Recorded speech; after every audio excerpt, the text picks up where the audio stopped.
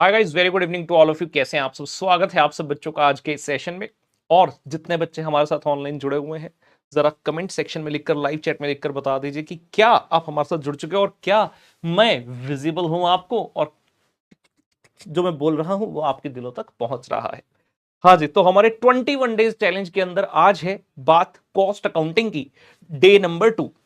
Day one के बारे में फटाफट से ब्रीफ कर दूं आपको। जो day one of our 21 days challenge था, उसमें हमने की थी बात कॉस्ट शीट की, जहां पर कई सारी चीजें कॉस्ट शीट से संबंधित जो हमने सीखी थी। कुछ प्रश्न हमने प्रैक्टिस किए थे पुत्र, और साथ ही साथ कुछ एमसीक्यूज भी देखे थे। और ये भी आपको बता दें कि हमारा जो 21 डेज चैलेंज है, it is for all the subjects going on advance account and FMSM as well. और कॉस्ट का तो ये सेशन है ही है। तो एडवांस अकाउंट का भी हमारा एक सेशन ऑलरेडी हो चुका है, एंड एफएमएसएम के देयर हैव बीन पुत्र 2 सेशंस ऑलरेडी। जरा बताओ मुझे लिखकर, क्या आप मेरे साथ जुड़ चुके हैं? क्या मेरी आवाज आ रही है? और जरा इस सेशन को लाइक भी कर दीजिए मित्रों, क्योंकि बहुत ही मजा आने वाला है। कॉस्टिंग का आज हमारा है डे नंबर 2। हाँ जी, कॉस्ट चैप्टर करने के पश्चात आज हम स्टार्ट करेंगे मटेरियल कॉस्टिंग की बातें। आज का लेक्चर बहुत ज्यादा मुश्किल तो नहीं है, लेकिन हाँ कुछ इंपॉर्टेंट बेसिक कॉन्सेप्ट्स हैं मटेरियल के, जिनके ऊपर अगर क्वेश्चन आ जाए तो हम ये चाहेंगे कि अपने फुल मार्क्स उसके अंदर आ जाएं। और इस मटेरियल चैप्टर को मैंने 2 पार्ट में डिवाइड किया, मतलब session number 2 and session number 3, मतलब डे 2 एंड डे 3। इसमें हम मटेरियल चैप्टर की ही पुत्र बात करने वाले हैं। तो फटाफट से बिना समय गंवाए अगर हम स्टार्ट करें मटेरियल कॉस्टिंग।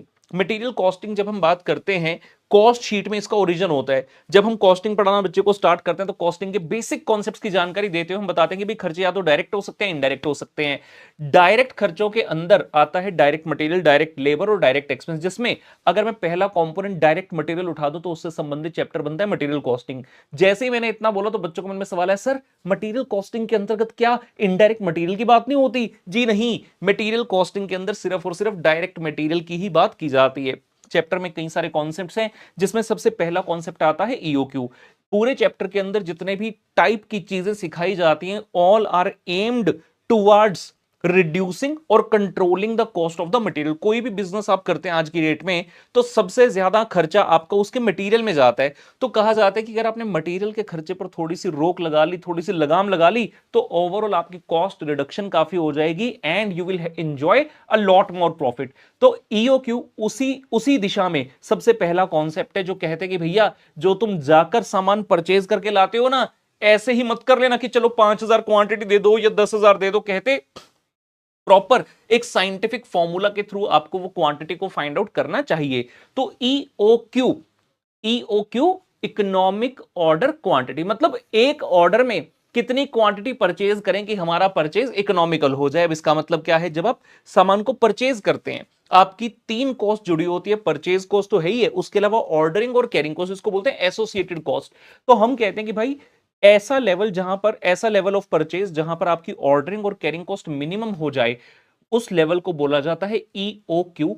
एंड इसका फॉर्मूला दिया था मिस्टर विल्सन ने। हम डेरिवेशन में ऑब्वियसली नहीं जाएंगे, उसी फॉर्मूला से संबंधित जो है प्रैक्टिस पहले क्वेश्चन की करेंगे। तो आइए मैं आप लोगों को लेकर चलता हूं, और इस सेशन में जो नोट्स यूज हो रहे हैं, वो नोट्स टेलीग्राम चैनल पर अभी के अभी आज आपको टेलीग्राम चैनल पर मिल जाएंगे। टेलीग्राम चैनल पर जा सकते हैं पुत्र, और वहां से ये नोट्स आप देख सकते हैं। जिन बच्चों ने अब तक टेलीग्राम ज्वाइन नहीं किया है, ज्वाइन कर लीजिए।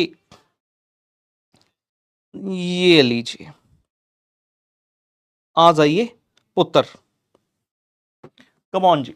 सो आर 21 डेज चैलेंज, जिसमें आज बारी है costing costing costing costing day 2। And इसके अंतर्गत हमारा चैप्टर कौन सा है जी? Material costing. लेकिन साथ में लिखा है वन, जैसा मैंने स्टार्टिंग में कहा कि मटेरियल कॉस्ट के अंदर हम 2 भाग करने वाले हैं। Come on guys, come on जी, कम ऑन। ये लीजिए, पहला प्रश्न आपके सामने आता हुआ, पहला प्रश्न आपके सामने आता हुआ। The annual demand for an item is 3200 unit. मतलब कोई एक चीज है जिसको आपने खरीदना है, पूरे साल की जो डिमांड है वो 3200 यूनिट है। क्वेश्चन कहता है जी यूनिट कॉस्ट है 6 रुपए। इसका मतलब क्या है कि जब आप खरीदने जाएंगे तो जो परचेज प्राइस है पर यूनिट का पुत्र, वो है 6 रुपए। क्वेश्चन कहता है जो कैरिंग कॉस्ट है ना, दैट इज 25% पर एनम। मतलब एक बार आपने अगर सामान खरीदा तो उसको कैरी करने का खर्चा, कैरी करने के लिए आपको 25% की कॉस्ट लगेगी। अब जैसे उसने परसेंटेज दिया तो मन में सवाल उठ गया कि ये परसेंटेज लगाना किसके ऊपर है भाई? तो परसेंटेज जो है वो जितने रुपए की कॉस्ट होती है उसका 25% है। तो अगर मैं कैरिंग कॉस्ट रुपए में कहना चाहूं तो 6 रुपए का 25% 1 रुपया 50 पैसे हो जाता है। क्वेश्चन फर्दर से cost of one procurement is ₹150। अब ये क्या चीज है? कॉस्ट ऑफ वन प्रोक्यूरमेंट मतलब जब आप प्रोक्यूर करने गए तो इतना खर्चा आया। प्रोक्यूर मतलब जब हम ऑर्डर कर रहे हैं, तो ये क्या चीज हो गई जी आपकी? दिस इज पुत्र, दिस इज पुत्र ऑर्डरिंग कॉस्ट ₹150। तो क्वेश्चन आपसे कह रहा है determine EOQ, number of orders and time between two consecutive order. देखने में लगता है कि यार ये तो बड़ा आसान है आसान, लेकिन मैंने क्या कहा, this is the base of the chapter, this is very very important. EOQ एक ऐसी चीज है जो सिर्फ इस टाइप के क्वेश्चंस या इस कॉन्सेप्ट में यूज नहीं होता, आगे जितने हैं आपको scientific level versus non scientific level के क्वेश्चन आते हैं, विद डिस्काउंट या विदाउट डिस्काउंट, आपको ईओक्यू फाइंड आउट करना पड़ता है। कई बार आपको प्राइस ब्रेक का क्वेश्चन आ जाता है, वहां भी ईओक्यू फाइंड करना पड़ता है। Computation of stock levels, reorder level, minimum maximum, वहां पर भी ईओक्यू के क्वेश्चन कई बार पूछे जाते हैं। इंस्टीट्यूट कई बार मास्टर क्वेश्चन बनाता है, तो ईओक्यू का पॉइंट अक्सर वहां पर पुत्र देता ही देता है। हाँ जी, ईओक्यू। जब ईओक्यू की बात करते हैं तो फॉर्मूला होता है, फॉर्मूला में दिखाऊंगा अभी, इसमें तीन चीजें चाहिए होती हैं, ए, ओ और सी। ए का मतलब एनुअल डिमांड, ओ का मतलब ऑर्डरिंग कॉस्ट और सी का मतलब होता है carrying cost. That's why question है जब शुरू में हमें चीज दी है 30 to 100 यूनिट, क्या चीज है? Annual demand. लेकिन रट्टा नहीं है, क्योंकि क्वेश्चन में हमेशा दी ही होगी। कई बार क्वेश्चन मजे लेने के लिए कहते हैं मंथली डिमांड है, तो आप क्या करोगे? मल्टीप्लाई 12 करो, एक साल में 12 महीने होता है, अगर मंथली डिमांड है 12 से मल्टीप्लाई करके एनुअल बना लीजिए। क्वेश्चन कहेगा जी क्वार्टरली डिमांड है, एक साल में कितने क्वार्टर होते हैं? 4 क्वार्टर, तो 4 से मल्टीप्लाई कर लेना। क्वेश्चन कहेगा जी डेली डिमांड है, तो एक साल में कितने दिन होते हैं? 365 या 360। अगर क्वेश्चन में नहीं दिया तो दोनों में से कुछ भी एज्यूम करके चल सकते हैं। अगर क्वेश्चन में नंबर ऑफ डेज दिए होंगे तो उतने डेज एज्यूम करके आप उतने डेज लेकर चल पड़ेंगे। चलिए एनी हाउ, सबसे पहले हम निकालते हैं जी ईओ की, उसके बाद आगे की बात करेंगे। ये लीजिए, तो प्रश्न नंबर 1 का उत्तर आपके सामने पुत्र आंदा होया। ईओ क्यू, तीन वेरिएबल चाहिए इसके लिए, मैंने बताया ए, ओ और सी। ए का मतलब एनुअल डिमांड जो कि दिया है 30 to 100 यूनिट, ओ का मतलब ऑर्डरिंग कॉस्ट पुत्र जो है 150 रुपए की, एंड सी का मतलब है जी कैरिंग कॉस्ट, हमें परसेंटेज में दी है, लेकिन जब आपने ईओक्यू का फॉर्मूला लगाना है बेटा, we need the carrying cost in rupee, carrying cost रुपए में चाहिए। तो 6 रुपए का 25% यानी कि ₹1.50 पर यूनिट पर एनम जो आया, ये आपका कैरिंग कॉस्ट होगा।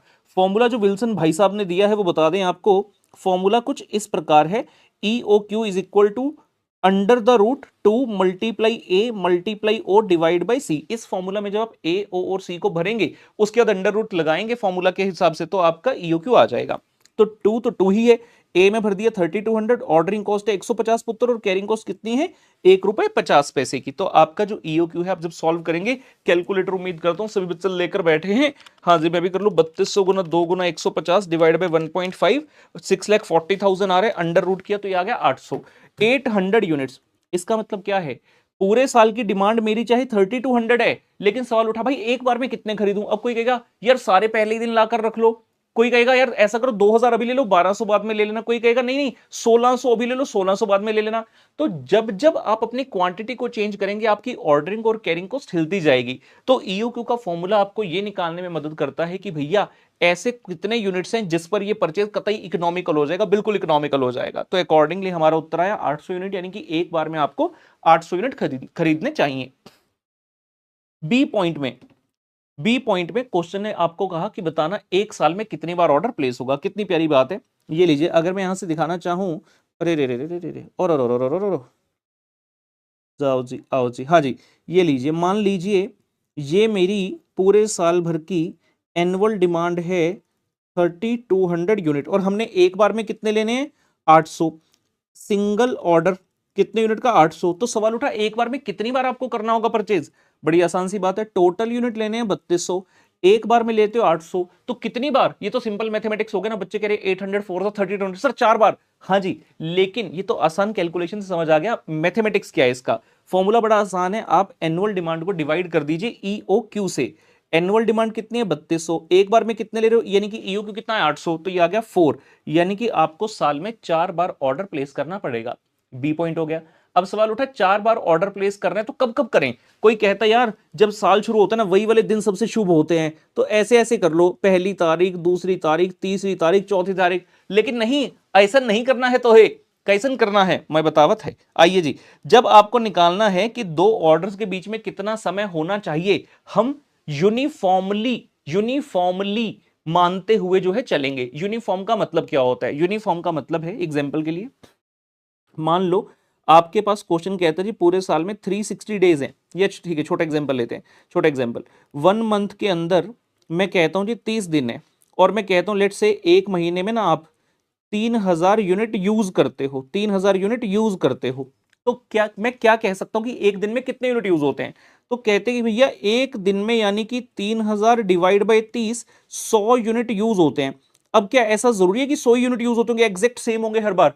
अगर आप 3 चपाती खाते हो मान लो किसी एक समय पर, किसी मील में, ब्रेकफास्ट लंच या डिनर में 3 खाते हो, तो क्या ये श्योर है कि हर बार आप 3 ही खाओगे? और ऐसे थोड़ी है यार, किसी दिन ज्यादा भूख लगी है, मम्मी से शर्माओगे थोड़ी, कह दो कि मम्मी जरा 1 चपाती और बना दो यार, आज तो मनपसंद सब्जी बनी है, पनीर की सब्जी बनी है, या फिर छोले भटूरे बने हैं। और जो महाराष्ट्र साइज के बच्चे हैं, यहाँ महाराष्ट्र में चलता है मिसल पाव, वड़ा पाव, तो बच्चा 3 वड़ा पाव खाता था, मम्मी को कह रहा मम्मी चौथा वड़ा पाव भी बना दो। मिसल पाव खाता था तो 2 जोड़ी पाव खाता था, 3 जोड़ी पाव खाने का मन कर रहा है।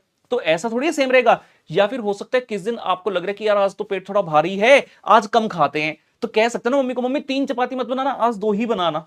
कह सकते हैं ना। मान लो टिंडे की सब्जी बनी है, हालांकि टेस्टी होती है, बनाना आना चाहिए, हाँ जी। तो इस तरह से ऐसा जरूर नहीं कि यूनिफॉर्म चीजें चलती हैं, बट साइलेंट केस में हमेशा यही माना जाता है। तो इसको कहते हैं यूनिफॉर्म। ये मैंने यूनिफॉर्मिटी दा पुत्र, मैं तो यूनिफॉर्मिटी दा एग्जाम्पल दिता है, ये यूनिफॉर्मिटी का एग्जाम्पल हो गया। तो सिमिलर मैनर में हमने ये कहा कि भैया आपको साल में 4 बार ऑर्डर प्लेस करना है। अब बात उठी कि 4 बार कब होगा, तो हम यूनिफॉर्म करेंगे, यानी कि जब आपने पहली बार ऑर्डर में 800 यूनिट लिए तो हम वेट करेंगे इसके खत्म होने की। जब ये 800 यूनिट खत्म हो जाएंगे फिर दूसरा ऑर्डर प्लेस करेंगे, जब वो दूसरे ऑर्डर के यूनिट्स खत्म हो जाएंगे फिर तीसरा ऑर्डर प्लेस करेंगे। तो फॉर्मूला क्या बन गया? डिपेंड करता है कैसे निकालना चाहते हो, डेज में निकालना चाहते हो, वीक में या मंथ में। अब साल में कितने डेज होते हैं जी? 360 या 365, you can take anything with note. अगर क्वेश्चन पूछना गया तो हमने 360 ले लिया। रीजन है ये 2 से भी डिविजिबल है, 3 से भी, 4 से भी, 5 से भी, 6 से भी, तो इजिली मतलब आंसर जो है आपका एब्सोल्यूट नंबर में आ जाता है। वीक्स में करना है तो 52 ले लेना पुत्र, जब मंथा विच करना है तो 12 मंथ ले लेना और डिवाइड कर दो नंबर ऑफ ऑर्डर से। तो हमारे 4 नंबर ऑफ ऑर्डर थे, अगर मैं डेज से जाऊं तो 360 डिवाइड बाय 4, 90 डेज। यानी कि आपने जो ऑर्डर प्लेस करना 90 दिन के गैप पर करना। जैसे ईयर स्टार्ट हुआ आपने एक ऑर्डर अब कर दिया, अब 90 डेज खत्म होने के बाद दूसरा ऑर्डर प्लेस करना, फिर तीसरा और फिर चौथा, इस प्रकार से। कैसन ऐसन जरा समझो। ये लीजिए, अगर मैं कहूं यो पूरा साल है, यो पूरा साल है, यो 1 अप्रैल है और यो 31 मार्च है अगले साल की, तो आपने 800 यूनिट यहां ऑर्डर कर लिए। अब हम कह रहे हैं 90 दिन का भैया इंतजार करो, 90 डेज का इंतजार करो, और यहां पर फिर से 800 यूनिट का ऑर्डर प्लेस कर दो, फिर से 800 यूनिट्स का ऑर्डर प्लेस कर दो, फिर से आप क्या करो पुत्र, 90 डेज का गैप रखो, फिर से आप 800 यूनिट्स का ऑर्डर प्लेस कर दो, और फिर से 90 डेज का गैप रखो, और फिर से 800 यूनिट्स का ऑर्डर प्लेस कर दो। आप देखोगे पूरे साल में 3200 आपके यूनिट्स हो जाएंगे।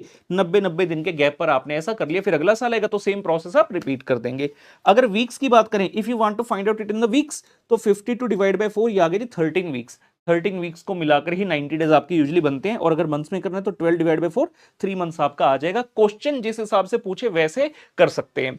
नॉर्मली क्वेश्चन सिर्फ इतना बोलते हैं, what is the time between 2 orders. लेकिन मान लो अगर कोई पूछ ले, find out the time between 2 orders in terms of weeks, और किसी बच्चे ने रट्टा मारो 360 दिन बटे नंबर ऑफ ऑर्डर, वो उसे कंफ्यूज हो जाएगा, वो अपने ऐसे करेगा, हे भगवान ये क्या पूछ रहा है, मुझे तो समझ ही नहीं आ रहा है। तो यह हमने खुले दिमाग से चीजों को करना से, ठीक है भाई, चलना आगा। तो यो क्वेश्चन करके दिमाग के खरपच्चे खुले। एक क्वेश्चन मानने यो दिया है थानू, आजो जरा इसको करांगे। हाँ जी, क्या कवे है प्रश्न number 2, cost of placing a purchase order 20 रुपए। ये क्या है, क्या लगता है, कौन है ये? दिस इज दी पुत्र ऑर्डरिंग कॉस्ट। यो है ऑर्डरिंग कॉस्ट। कहता जी number of units to be purchased during the year कितने हैं? 5000। आपने परचेज कितने करने हैं? ये क्या हो गया, एनुअल डिमांड। पूरे साल में इतने यूनिट्स आपने परचेज करने हैं पुत्र। क्वेश्चन कहता जी purchase price per unit inclusive of transport cost 50 रुपए। अब कई बच्चे यहां पर दिमाग लगाना शुरू कर देंगे, जिन बच्चों ने ऐसा सुना है कि हर क्वेश्चन में कुछ ना कुछ हमें निकालना है, जैसे कहीं होते नहीं नेगेटिव पीपल, हर पॉजिटिव में नेगेटिव ढूंढ लेना। समझे मेरी बात?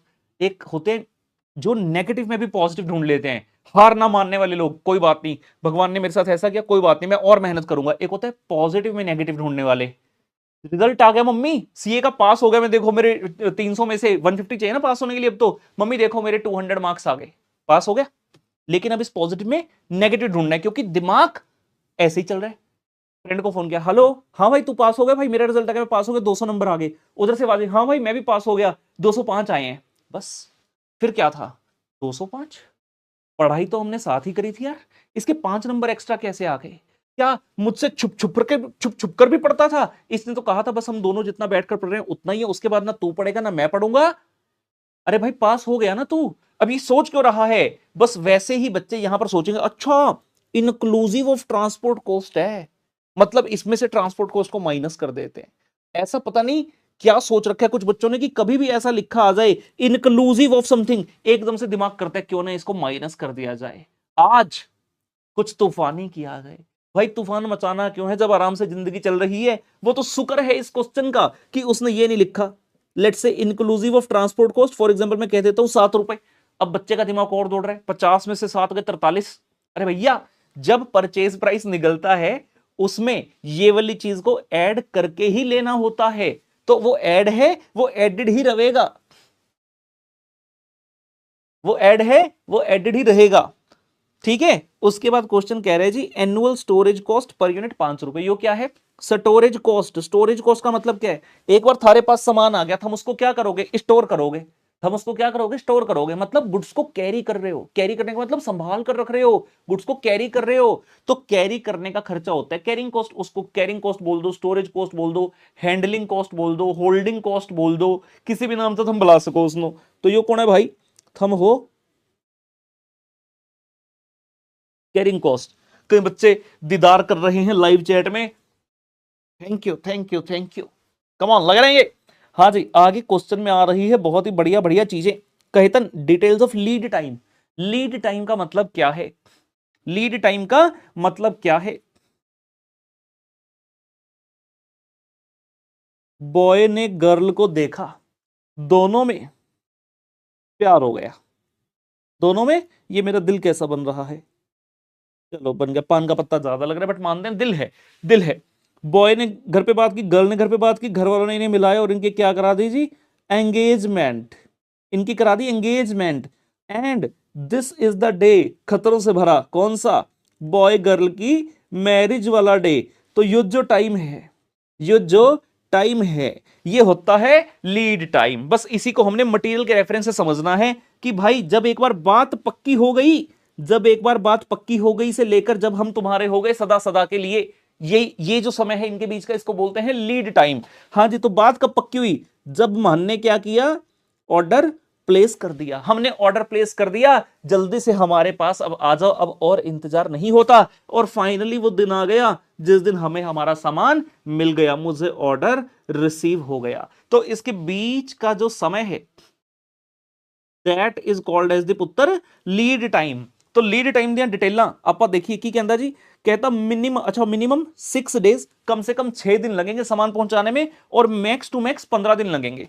तो 6 दिन से लेकर 15 के बीच में कभी भी आ सकता है। लेकिन अगर हमने पास्ट हिस्ट्री को उठाकर देखा तो इस सप्लायर से हमें अमूमन 10 दिन के अंदर सामान पुत्र आ जाता है, यूजुअली 10 दिन के अंदर सामान आ जाता है, एवरेज है। और अगर कभी इमरजेंसी हुई तो हम इसको फोन करके बोलते हैं भाई अब तुम मिनिमम जो 6 डेज लेते ना वो 6 दिन मत लेना, मेरे यहां दिक्कत आन पड़ी है, तो फटाफट से सामान भेज। तो कहते हैं इमरजेंसी के वक्त ये हमारा सप्लायर हमारा साथ निभाता है, 4 दिन में भी सामान हमें भेज देगा। समझ में आ गई बात? उसके बाद rate of consumption per day, एक दिन में कितने यूनिट कंज्यूम होते हैं? हमारी फैक्ट्री है ना जहां पे मटेरियल हम यूज करते हैं, तो एक दिन में कितना करते हैं? कहता मैक्स टू मैक्स इस चीज के 20 यूनिट कंज्यूम होते हैं, और नॉर्मली देखा जाए तो 15 होते हैं, लेकिन हद से कितने हो सकते हैं? 20। मिनिमम के बारे में क्वेश्चन अभी साइलेंट है, देखते हैं क्वेश्चन क्या क्या पूछ रहा है। उत्तर क्वेश्चन के अंदर कैलकुलेट नंबर 1 रीऑर्डरिंग लेवल। ठीक है, रीऑर्डरिंग लेवल निकाल देंगे। रीऑर्डर क्वांटिटी, ये बेसिकली ईओक्यू को ही निकालना है। जब भी क्वेश्चन के कंप्यूट रीऑर्डर क्वांटिटी तो वो ईओक्यू ही होता है, ठीक है ना अक्सर। मैक्सिमम लेवल, मिनिमम लेवल और डेंजर लेवल। तो मटेरियल चैप्टर में स्टॉक लेवल्स निकालने के भी कुछ फॉर्मूलाज होते हैं, उसके ऊपर ये क्वेश्चन बेस है। बहुत ही अच्छा क्वेश्चन। सबसे पहले कह रहे हैं रीऑर्डर लेवल, तो फॉर्मूला बेस्ड चीजें हैं ये रीऑर्डर लेवल, कि आप नया ऑर्डर कब प्लेस करोगे, ठीक है ना। तो रीऑर्डर लेवल का फॉर्मूला होता है maximum consumption into maximum lead time. इसकी डिटेल जाननी हो कैसे बनता है, क्यों होता है, तो वो सब चीज आप मेरे मैराथन से रेफर कर सकते हैं, ठीक है। रुको यहीं से दिखा दो। रीऑर्डर लेवल का फॉर्मूला मैंने क्या बोला? Maximum consumption maximum lead time. तो मैक्सिमम कंजम्पशन कितनी, ये रही 20 यूनिट पर डे, और मैक्सिमम लीड टाइम कितना है? 15 दिन। तो आप इन दोनों को जैसे मल्टीप्लाई करेंगे, 20 मल्टीप्लाई बाय 15, तो 300 यूनिट जो उत्तर आएगा ये रीऑर्डर लेवल आपका आ जाएगा। This is the reorder level, मतलब इस समय पर आपको नया ऑर्डर प्लेस कर देना चाहिए। जब आपके पास ये रह जाएगा, ये देखिए एक मिनट जी, मैं आपको दिखाता हूं, ये लीजिए। तो रीऑर्डर लेवल का फॉर्मूला आ गया पुत्र, maximum consumption into maximum lead time 20 into 15 जी, 300 यूनिट, 300 यूनिट। दूसरा चीज उसने क्या पूछा, रीऑर्डर क्वांटिटी। मैंने क्या बताया, reorder quantity means you have to find out the EOQ. तो तीन वेरिएबल होते हैं, ए, ओ और सी। तो ए कितना दिया है क्वेश्चन ने जी, एनुअल डिमांड 5000 है, ऑर्डरिंग कॉस्ट है 20 रुपए और कैरिंग कॉस्ट आपको सीधा सीधा उसने बताई 5 रुपए। अगर परसेंटेज में होता तो हम कॉस्ट पर यूनिट से मल्टीप्लाई करके कैरिंग कॉस्ट निकाल लेते। फॉर्मूला जो हमने पिछले प्रश्न में दिखा बिल्कुल वही है, 2 इंटू एनुअल डिमांड 5000, ओ है 20 और सी है 5। इसको जब आप सॉल्व करेंगे पुत्र कैलकुलेटर पर तो ये आ जाएगा 200 यूनिट। तो आप एक बार में कितने यूनिट्स का ऑर्डर प्लेस करेंगे, 200 यूनिट का प्लेस करेंगे। ये इसका उत्तर बन रहा है, रीऑर्डर क्वांटिटी इज 200 यूनिट्स। उसके बाद क्वेश्चन ने आपसे क्या पूछा था जी, तीसरी चीज उसने आपसे पूछी मैक्सिमम लेवल। तो इसका भी अपना formula, reorder level plus reorder quantity हो। तो रीऑर्डर लेवल का मतलब है कि कितने यूनिट्स रह जाएंगे तब आप नया ऑर्डर प्लेस करना, कब आप नया ऑर्डर प्लेस करना। तो रीऑर्डर लेवल मेरे पास बचा था, मैंने उसके बाद नया रीऑर्डर क्वांटिटी जो निकाला उसको ऐड कर दिया कि इतना सामान बचा है, और जब तक वो कितने सामान आएगा मेरे पास, इतना। तो इतना मेरे बॉक्स में टोटल हो जाएगा कि अभी मेरे पास इतना पड़ा था प्लस नया और इतना आ गया, लेकिन लीड टाइम जब तक ये सामान आएगा तब तक मेरा कुछ कंजम्पशन भी तो होगा। तो minimum consumption multiply by minimum lead time से आप उसको माइनस करते हुए चलेंगे। ये देखिए जी, तो रीऑर्डर लेवल कितना है हमारे पास इस क्वेश्चन में, अभी हमने निकाला 300 यूनिट का, 300। Reorder quantity we just found out 200। Minimum consumption minimum lead time, ये देखिए क्वेश्चन में मिनिमम लीड टाइम तो दिया है कि भैया 6 दिन है, लेकिन मिनिमम कंजम्पशन नहीं दी। कोई बात नहीं, फॉर्मूला होता है जी, average consumption is equal to minimum consumption plus maximum consumption पुत्र डिवाइड बाय 2। अब क्वेश्चन में आपको उसने एवरेज कंजम्पशन भी दे दी, कितनी, 15 यूनिट की, मिनिमम हमें पता नहीं, और मैक्सिमम है पुत्र 20 की, डिवाइड बाय 2। तो यहां से हम मिनिमम निकाल लेंगे। आपके अंदर इतनी कला होनी चाहिए कि एग्जाम में अगर ऐसी चीज आ जाए तो कंफ्यूज नहीं होना, हम उसको जोड़ मरोड़ कर, जोड़ तोड़कर किसी तरीके से कर सकें। ये लीजिए, तो यहां पे हम निकालना सीख रहे हैं इस चीज को, मिनिमम कंजम्पशन। और ये देख रहे हैं क्लास के नोट्स हैं, एग्जाम में भी मैं यही चाहता हूं कि बच्चे इस तरह से अच्छा अच्छा लिख कर आए, तो टीचर आपको खुश होकर नंबर देंगे बिल्कुल। तो एवरेज कंजम्पशन का formula minimum plus maximum divide by 2। Average है 15, मैक्सिमम है 20, मिनिमम यहां से निकाल लेंगे जो कि आ रहा है आपका पुत्र कितना, 10 यूनिट्स का। तो ये मिनिमम कंजम्पशन आ गई, इस मिनिमम कंजम्पशन को आपने यहां पर भर दिया, बाकी सारी चीज पहले से ही थी हमारे पास। तो ये आंसर आ गया जी 440 यूनिट। यानी कि इस चीज का, ये जिस पर्टिकुलर आइटम की बात हो रही है, इसका हमारे पास मैक्सिमम लेवल जो है एक टाइम पर 440 से ज्यादा कभी नहीं जाएगा। This is the maximum limit जितना हम स्टॉक करेंगे अपने पास, ठीक है। उसके बाद क्वेश्चन आपसे पूछ रहा है, फोर्थ पॉइंट है मिनिमम लेवल। मिनिमम लेवल, तो मिनिमम लेवल का मतलब है कि कितना बचेगा। आप रीऑर्डर लेवल तक पहुंच गए थे, आपने नया ऑर्डर प्लेस किया, तो जब रीऑर्डर लेवल है, वो सामान आपके पास बचा था, आपने नया ऑर्डर प्लेस कर दिया, लेकिन जब तक नया ऑर्डर आएगा तब तक आप कुछ कंजम्पशन भी तो करोगे, तो वो वाली कंजम्पशन माइनस कर देना, तो उतना मिनिमम सामान हमारे पास रहेगा। मान लो आपके घर पे ड्रम के अंदर जो 10 किलो आटा बचा है, ये रीऑर्डर लेवल हो गया, मम्मी ने बोल दिया पापा को ऐसा करते हो जी आटा ले आना, पापा 2 दिन बाद आटा लाएंगे, तब तक लेट से आपने 4 किलो और कंज्यूम कर लिया, तो कितना बचा, एक टाइम पर 6 से नीचे नहीं जाता है, ठीक है। ये इसका एग्जांपल हो गया। आइए देखते हैं किस तरह से हल होगा। तो फॉर्मूला है reorder minus normal consumption into normal lead time.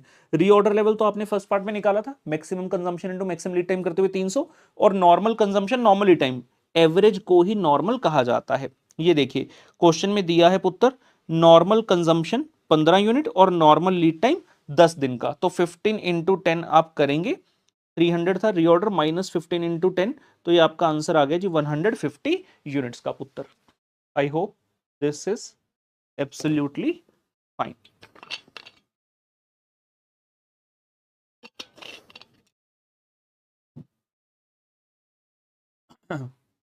उसके बाद आ रहा है जी danger level, very very important, very very important. Danger level, अभी हमने बोला कि हमारा मिनिमम 150 है, इससे नीचे नहीं जा सकता नॉर्मल सर्कमस्टांस में, लेकिन एक्सेप्शनल केसेस में इससे नीचे भी आपका सामान जा सकता है, और आपको ये भी पता होना चाहिए कि वो डेंजर लेवल क्या है। तो उसका फॉर्मूला बड़ा आसान है। पहली बात, जब आपका डेंजर लेवल आ जाएगा, आप नॉर्मल कंजम्पशन नहीं करोगे, आप मिनिमम से मिनिमम कंजम्पशन करोगे, क्योंकि जो सामान बचा है उसी से आपको अपनी एग्जिस्टिंग जो ऑर्डर्स हैं उनको कंप्लीट करना है।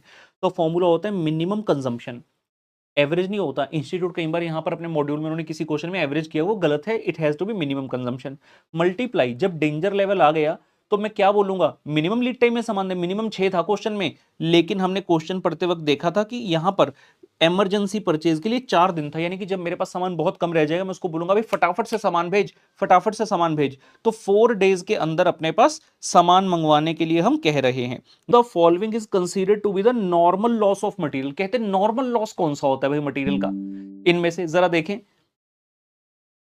क्या आपको मेरी आवाज आ रही है? मुझे क्यों लग रहा है कि कोई दिक्कत हुई है। 1 मिनट जी।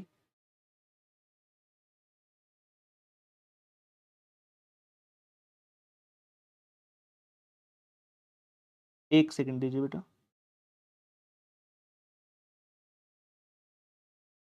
Hello hello hello. ठीक है, I think there was some issue.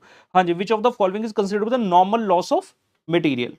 Normal loss, normal loss का मतलब क्या होता है? Which is unavoidable, which is uncontrollable. Question कह रहे जी पहला है loss due to accident, accident हो गया, पिल्फरेज हो गया, लॉस ड्यू टू, ये ब्रेकेज है sorry, loss due to breakage, या फिर loss due to careless handling of the material. Loss due to accident, किसी का एक्सीडेंट हो जाना, मान लो सामान आ रहा था ट्रक में, एक्सीडेंट हो गया, नॉर्मल है जी? नहीं, एबनॉर्मल है। ब्रेकेज, सामान का टूट जाना, आप पानी पी रहे थे, कांच का गिलास था, टूट गया धड़ाम से। क्या रोज होता है आपके घर में ऐसे टूट रहे हैं गिलास? ऐसा नहीं होना चाहिए। जहां गिलास टूटते हैं वहां माहौल कुछ और ही लगा हुआ है, तो ये भी नॉर्मल नहीं है। केयरलेस हैंडलिंग, ये भी नॉर्मल नहीं है। Pilferage, pilferage is normal, just like evaporation. Pilferage के कारण जो लॉस होता है वो नॉर्मल लॉस कहा जाता है, तो बी करेक्ट आंसर है। एक और हमारे पास मल्टीपल चॉइस है पुत्र। Form used for making a formal request to the purchasing department to purchase the material. मान लीजिए कल को आप किसी कंपनी में चार्टर्ड अकाउंटेंट बनकर जो है कार्यरत हो गए, और आपको कोई पर्टिकुलर चीज की जरूरत पड़ी। सबसे पहले क्या करेंगे, स्टोर में जाया जाएगा, आप अपने जूनियर वगैरह को कहेंगे भाई जरा स्टोर से जाकर ये सामान ले आ। वो स्टोर में जाएगा, स्टोर से सामान ले आएगा। लेकिन अगर स्टोर में सामान नहीं है तो स्टोर वाला क्या करेगा, स्टोर वाला परचेज डिपार्टमेंट को बोलेगा कि यार ये वाला सामान ना खरीद कर ले आओ, हमें ना इस फाइनेंस डिपार्टमेंट को देना है। लेकिन परचेज वाला कहेगा भाई मैं तेरे बोलने पे विश्वास क्यों करूं, तो मेरे को रिटर्न में दे। अगर ऐसा सच है तो स्टोर वाला क्या करेगा, एक फॉर्म बनाएगा, एक फॉर्म पे लिखेगा, फॉर्मली रिक्वेस्ट करेगा परचेज डिपार्टमेंट को कि मटेरियल परचेज करके लाओ। ठीक है, उस फॉर्म का नाम क्या है? कहता जी क्या उसको मटेरियल ट्रांसफर नोट कहते हैं? नहीं, कोई मटेरियल थोड़ी ट्रांसफर हो रहा है। क्या उसे परचेज रेक्विजिशन नोट कहते हैं? यही एक्चुअल में आंसर बनेगा आपका, परचेज रेक्विजिशन नोट, मतलब रेक्विजिशन मींस रिक्वेस्ट करना। तीसरा है bill of material. Bill of material क्या चीज होती है? इसके अंदर बताया जाता है कि एक फिनिश प्रोडक्ट को बनाने के लिए कितनी क्वांटिटी किस किस मटेरियल की लगेगी, उसे बिल ऑफ मटेरियल कहते हैं। और लास्ट है मटेरियल रेक्विजिशन नोट। नहीं, इसमें जो करेक्ट आंसर है वो बनेगा आपका purchase requisition note. Material requisition note कौन सा होता है? मैंने बताया ना, जब फाइनेंस डिपार्टमेंट जाएगा स्टोर वाले के पास सामान लेने के लिए, तो वो जो नोट बनाते हैं उसको बोलते हैं मटेरियल रिक्विजिशन नोट, कि हम तुमसे मटेरियल रिक्वेस्ट करने आए हैं, हमें मटेरियल दे दो। तो उत्तर है इसका बी, यानी कि परचेज रेक्विजिशन नोट पुत्र। ये आपका उत्तर बनेगा। तो ये है हमारा जी मटेरियल कॉस्टिंग का डे 1। मजा आया, नई नई चीजें हमने करी, बढ़िया लगा, और पूरा खींच तान के अंदर तक घुसकर जो है हमने इसको सीख लिया। अब हम डे 2 के लिए मिलेंगे जी अपने नेक्स्ट क्लास में, जहां पर मटेरियल चैप्टर संबंधित ही आगे बातें करेंगे। लेकिन उससे पहले हमारा नेक्स्ट सेशन जो होगा वो एडवांस अकाउंट का होगा। कई सारे बच्चे जिनके बहुत ग्रुप है वो तीनों सेशन लगा रहे होंगे। अगर कोई ग्रुप 1 का स्टूडेंट है वो सिर्फ एडवांस अकाउंट का सेशन देख रहा होगा, और ग्रुप 2 वाले हैं तो कॉस्ट और एफएमएसएम दोनों का सेशन आप देख रहे होंगे। कब कौन सा सेशन है वैसे हायरार्की में चल रहा है, नॉर्मली हमारा एफएमएसएम, कॉस्ट और फिर एडवांस अकाउंट। फिर भी आप जानकारी के लिए टेलीग्राम चैनल और यूट्यूब पर साथ में कनेक्टेड रहिए, सो दैट कोई भी नोटिफिकेशन आप मिस ना करें। Okay guys, see you, bye bye.